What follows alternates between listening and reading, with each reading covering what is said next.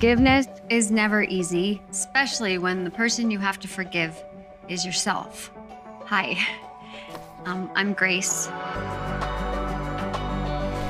Gotta take it, Grace. Keys.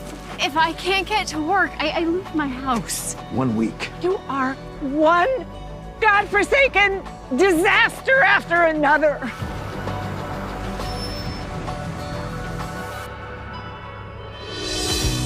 I actually came to apply for the job. They are looking for a handyman. I like your store. The mom would work here? We can find someone better than her, you know. There is something about her I am liking. I don't know where to start. I do. Should there be a tree? We don't really celebrate Christmas. You are married? I'm widowed. He served in Afghanistan. Are you having fun? I'm having fun. I'm having fun. Who's your friend? Hey, man, nice to meet you. Come on. Stop! Roar! What are you doing? Like a lion, roar. Roar! Hassan was my friend. Really? Hassan had nothing to do with that damn war Billy fought. You think you're the only person who's ever made a mistake? I am so sorry, but you and I, we are not the same. Grace, you don't need anything from that guy. Whatever you're bringing here today, whatever mess you've made, it's not going to get better until you face your part in it. This is the worst part of Christmas. Do you miss Iran? Oh, yes. 5 years ago, I stopped living because that's what I thought I deserved.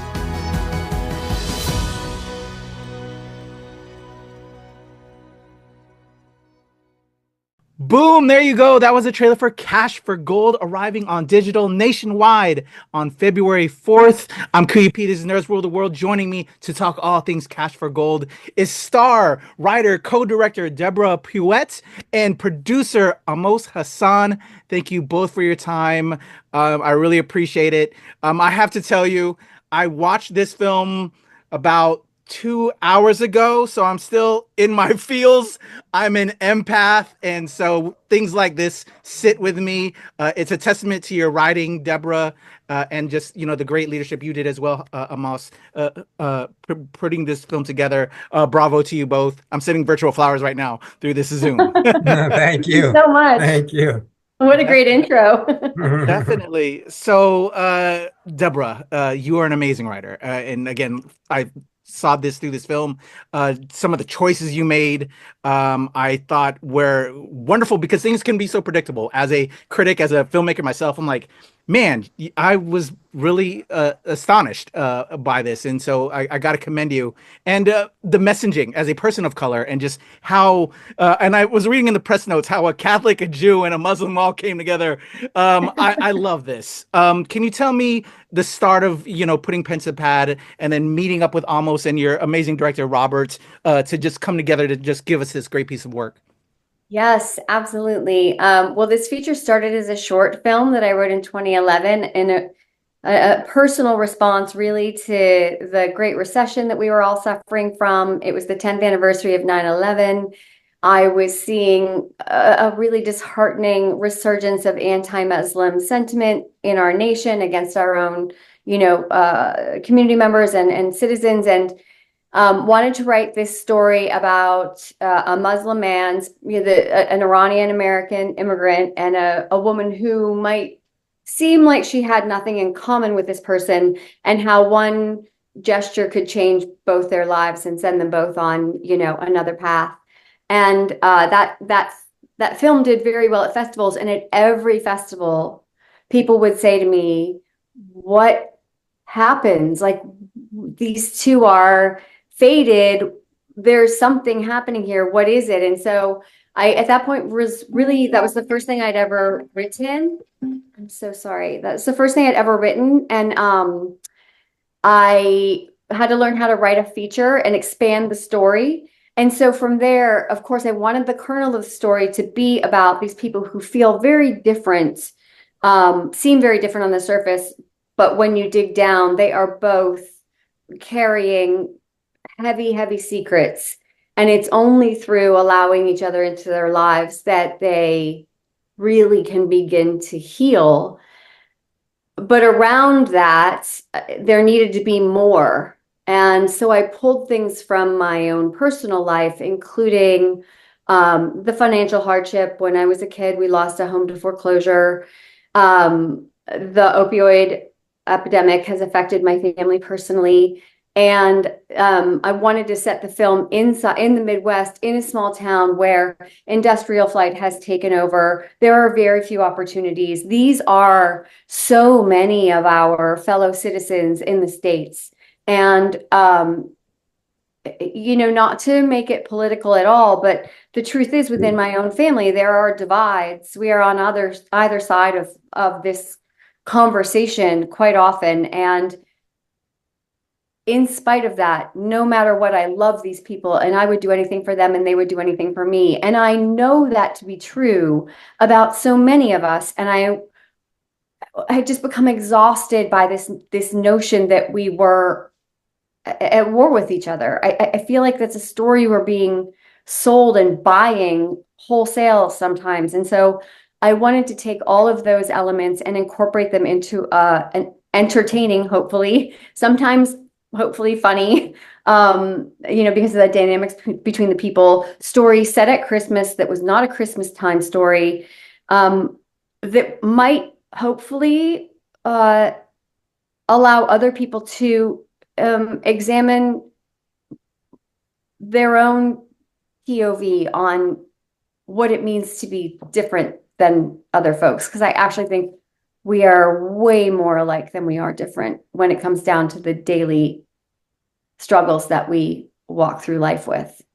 Wow. I feel that in every way. And I want to thank you on behalf of myself, and I'm sure the rest of the audiences that are going to enjoy this film, for opening up yourself. I think we all know as creatives, the best pieces of work come from experiences, and so for you to share that with the world is I'm grateful for, because it's going to touch us all, and that will help with the reach. So bravo to you, and I feel you in with everything, and like trying not be political. I live in DC, so everything's political, and there's things happening very soon in my area that I'm not too happy to see happen, but it is what it is, and we have to work through things like you're saying, through this work and through the things you're doing. So I thank you. Ahmos, when you saw this script, when you met with Deborah and Richard and you started working together, you have a great company with Chariot Entertainment, and I saw the intentions of what you want to do with your company, and I just think it's so beautiful, and I think this is a great way to come out the gate. This is a beautiful film. Thank you. I appreciate it.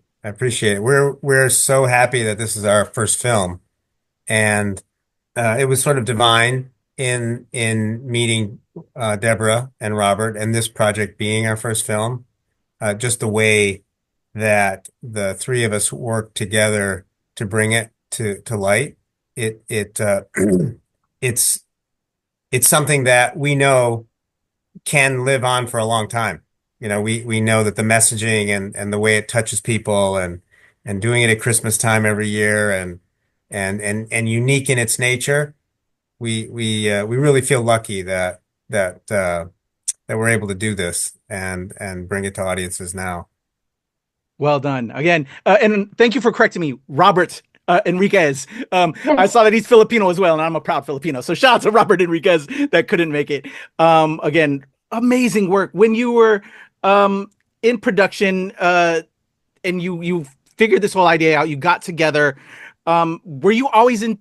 Well, did you see yourself actually acting in this? Because as actors, filmmakers, Deborah, you're co-directing, you're writing, you're acting in this. That's a lot of work to have those many hats. Did you see yourself actually playing in this project that you wrote initially? I know you did the short film, and I really would love to see that, by the way. But yeah, just having these multiple hats and then working with the team and then bringing on the rest of this amazing cast. And if we could talk to that as well. Yeah, always and ever did I imagine playing this part. I mean, it was why I wrote it. And in fact, there was interest before we met almost from people who were interested in the script, but it would not have included me in the lead role because understandably, it's very, very hard to sell a film. There are a few actors that can do that, and I'm not one of those names. But I was not interested in doing that. I knew that I would play this part. And so when Ahmos came and when we did have a chemistry around wanting to tell a story like this, I said to him, I think you're great. I'd love to work on this with you. And also, if you think that at some point down the line, I will soften and step aside, that's not going to happen. I just didn't, I didn't want anybody to be under any illusions that I was going to step out of the role. So always yes. And initially, I come from an acting background. That's what I've done for 25 years. For my living through good years and bad years. And I only wrote the short film because I had become weary of not having roles on film that I felt like I could really do my job in, that allowed me to really do what I know I can do. And so when I wrote the feature, it was also knowing that I would be writing something for myself, which I think was very helpful. This was my first full film, knowing that I was writing to my own strengths, or at least hoping that I was writing to my strengths, allowed and coming from such a personal, these elements of the story that were personal allowed me to find Grace's voice very easily. I think that was a boon to me. And then with regard to casting the rest of it, Ahmos can also speak to some of that, but you'll as you saw, there are a lot of actors who are incredible who don't know the names of. You might recognize their faces from like Jeff Kober from Sons of Anarchy or Walking Dead, and Andrew J. West, Walking Dead, Joe Beth Williams, of course, people will know. But we really took advantage of the fact that we were not under a studio that was making demands around how well-known people needed to be, and called in favors from, I come from a theater background in Chicago and LA and know the best actors out there. It's just that, most of them have not become household names. And so I think the goal was twofold. It was to populate this film with people who felt very real and grounded in their roles, because these are character actors who know how to do that. And also then to be able to surprise audiences with, who's that? They were great. Who's that? Which I hope we do. And we did have a lot of people like Leslie Farah, who is a dear friend. She's, well known from Pretty Little Liars. She came in for a day to do a one scene part. That is not the sort of thing she would normally accept or say yes to, but because she loved the story and because we have this relationship, we were able to put these phenomenal actors into, I think, every part in the film. I love that. And I love that for you as an actor as well and filmmaker. And why I'm actually talking to you right now. Oh. When the industry as it is, it's, you got to get used to that 85% no's all the time before you get that one yes, right? That I found myself, because I love this industry, finding to do this. And so if the road doesn't get paid for you, you pave your own road. And so you're doing that. And now I know you're going to be a superstar eventually, Deborah. So I love it. That's exactly right. I mean, would you want to give credit to Robert, because he and I have been colleagues and partners for over 20 years. And it really was him pushing me to, he knew I was a writer before I did. And I'm not sure that without his encouragement and his constant faith and confidence in me that I would have sought to do this. It's pretty hubristic to write and be in a film. And the co-directing came late in the game. It was just something that was on my heart. I felt like I had a lot to contribute to it. Robert was meant to be the sole director. I went to him and to Ahmos, and they both immediately were like, oh, well, we were thinking that too. So I owe them a debt of gratitude for letting me step into that role as well. Well, again, thanks, Robert. Thank you, Ahmos, to give us Deborah. And Deborah, you are a superstar. I love you in this. You're amazing, and just the message you're trying to do. Ahmos, let's talk to this cast, because again, a beautiful cast that you put together.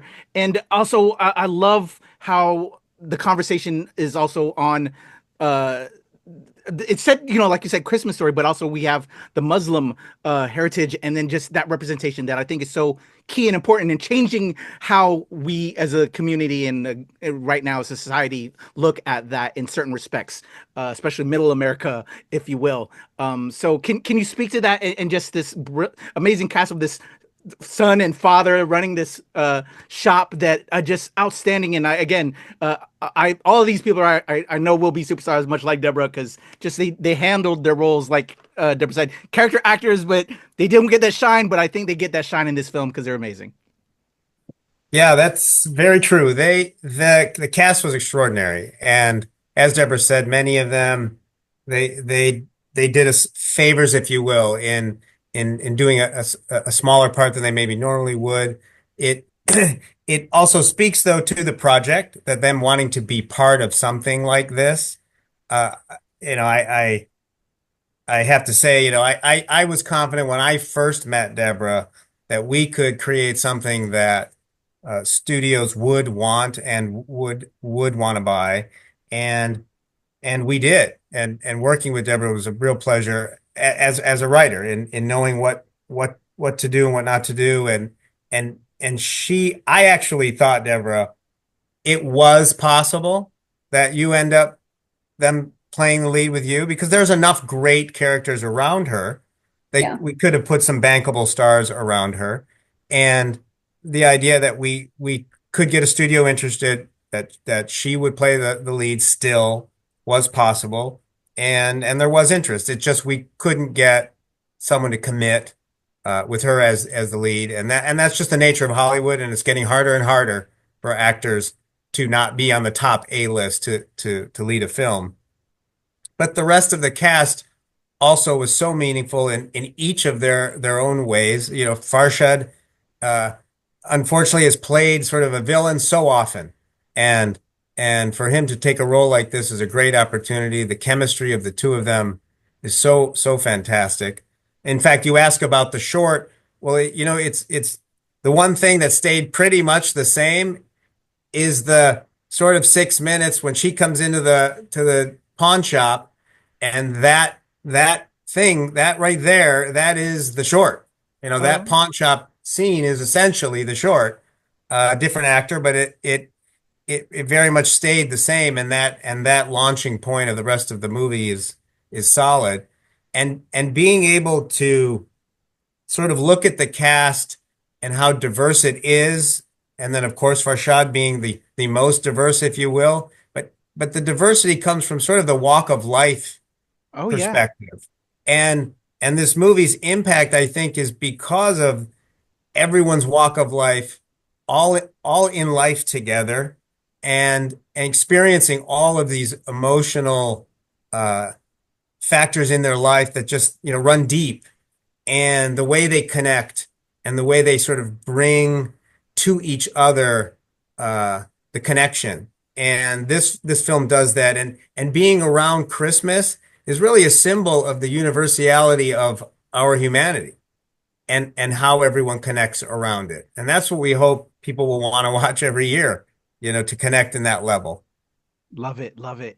I love the choices in this film. Can we speak to that? Just how it felt so very real in a lot of ways. I felt when I was watching it, I was like, oh no, please don't go Hollywood on me, you know, and we're Hollywood, right?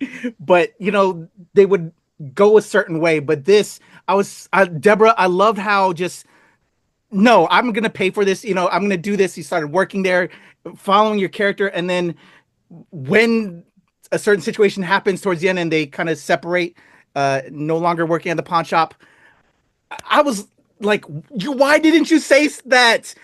And so I was like, I'm happy. You know what? She deserves to just leave. I just love the choices. Can you speak to the choices in your writing? And Ahmos, were there anything that you felt like, because you know you get notes from the producers, you're on the producing standpoint, maybe change this, maybe change that. Were you just completely okay with the direction? And you know, were there any slight differences maybe on certain parts? But I just love the final execution on this, and because of the choices that were made. Well, thank you. I am very disinterested in happy, shiny, perfect people. I really wanted I wanted her to make bad choices. I wanted there to be moments in the film where we are maybe not rooting for our protagonist for a second, because what the heck was that, you know? I am interested in people who make mistakes because that's what I do. And then I have to clean them up, you know? In terms of the story, the script that I brought to that Ahmos first read was a much it's essentially the same spine, same characters, but it was fully in like an R rating. I had written a gritty indie drama. It was, I think, darker. And Farshad's character, Hasan, was not as developed in that version. It was through my work with Ahmos, we developed it for over a year, both of us working for free. Which was a really joyful experience. It is, you know, I know a lot of writers who have a hard time getting notes and, you know, killing their babies inside of a script. And there was plenty of that. And then there were also things where, you know, we had to find negotiation through the process, but it was incredibly fruitful.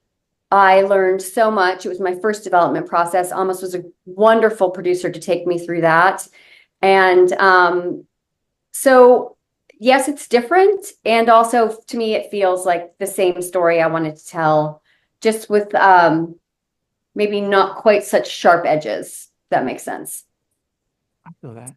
Working with her, in that process that she describes, it, you know, it shows on screen. You know, we were truly a collaborative effort in the sense that we had the same goal. We very much had, I don't mean had the same goal to make the movie or to finish the movie. Not that. The goals were the same in terms of what to give to the screen. And that, although that began in our writing collaboration, it was all the way through the end of the edit, you know, and I mean, Deborah and I pretty much talked, I don't know, 3, 4, 5 times a day on different little things because we cared. We wanted it to be the best it could be. And if I had to make a decision on something, I like to say, hey, Deborah, what do you think of this? Because it's very possible she'd say, well, no, how about that? Or vice versa. And it was sort of this ongoing process to the point where we sort of set a standard of collaboration, if you will, early on in the script process that carried throughout. It carried from there, and frankly, just more and more and more and more, all to the point to where what ended up on film. And you know, we even did it with things like the poster behind you, you know, those things and I think we got so attached to the quality of the result. We don't want anything to sort of be less than what we've grown accustomed to in terms of the collaboration. And when we watch it now with people, we watch the film with people with an audience, it's so gratifying that they're touched in all the spots we intended or laugh what we intended. And we know that it's opening their hearts to all of the messages that were intended as well. I love it. Well, as I said earlier, if this is going to be the start of what Chariot is going to bring, Ahmos, and you, Deborah, I cannot wait for the next installments because you guys have created something special with Cash for Gold, and just I really appreciate it and was cheering and also like side-eyeing Deborah, your character here and there, but just loving what the strength of each character and what everybody brought. Just a really well done, a beautiful film, and just great message and just so many layers there that I really fed off of, and just I cannot wait to see what you guys are going to do next. So bravo to you both, and thank you so much for your time. Before I sign off, and because I have a lot of other fellow creatives, filmmakers like myself that support what I do and are be watching this interview, because this is kind of like the first big Chariot project, Ahmos, can you speak to what you plan to be doing after Cash for Gold, if you can, without spoiling, and I don't want to mess up any, you know, things you may have going on there. And Deborah as well, I was reading your production notes, and just this was the start of things, and now you're like blasting off, and again, I can't wait to see what you're gonna do, Deborah. Thank you. You can go first. Sure. Well, we're working on a few things that can't necessarily talk about, and then the one thing we can mention that most people know about is we're going to do the Louis Anderson documentary, because I worked with him well, for 30 some years, and was his manager and producing partner, and we're excited to bring that forward, and that's still going to be a few years away, but we're putting that together, and it isn't necessarily a chariot mission type of project, but there'll be plenty of humanity around it, and again, how we are all the same. Definitely. We all love Louis. Life with Louis Anderson. Life with Louis, that's Yeah, right. I grew up, I'm an 80s baby, so very Nice. familiar with Louis. Nice. Thank you, Ahmos. And Deborah. Yeah, this experience of writing and co-directing this film with Robert, one of the reasons I was so grateful to do that is he had directed things before, he had produced films of this budget before. He really knew how to get the actual stuff done, which was something I did not know. What I knew was story and how to talk to actors. And so I learned so much at his side, and now it's really what I want to do. So I just wrote and directed a short film last year that I am not in, and that was a real joy to just be behind the camera the entire time. And that short film is out right now to festivals. We'll be announcing our festival debut soon, and I'm currently in the process of writing the feature version of that as well. So that short film is also it's its own story, freestanding, but also serves as a proof of concept for this next feature that I'll make. And I continue to write since I finished the feature. Writing it, I've been writing more than I've been acting. I've written several pilots now. I have literary representation. We are taking those pilots out. So writing and directing it's not that I'll stop acting, but certainly not. It's my first love. But I really dig the amount of control you have as a writer, director. So that's where I feel like my heart is taking me. I love it. Well, whether you're in front of the camera or behind or just doing something off of that, I am inspired by your story, by what you did with this work. You as well, almost with your mission with Chariots. Just that's why I wanted to get into this industry, to not only just entertain but also inspire and educate through the work. And just bravo with this film. Again, I was heavily entertained, and I'm sure everyone will be entertained when it arrives on digital nationwide, February 4th. The amazing Deborah Puette. Close. You're so close. It's so hard. It's Puette. Puette, Deborah Puette, the amazing Deborah Puette. All the love to you, Deborah, and Ahmos Hassan with Chariots. You both are just why are the people that I want to become as I work even further with this industry. You are just doing God's work with this. Just brilliant film. Thank you so much for your time, everybody. I'm Kuya. Nerds rule the world. That is Deborah. That is Ahmos. Cash for Gold, February 4th. Go check it out. Thank you so Thank much. you. There you go. There's a cut. Yeah.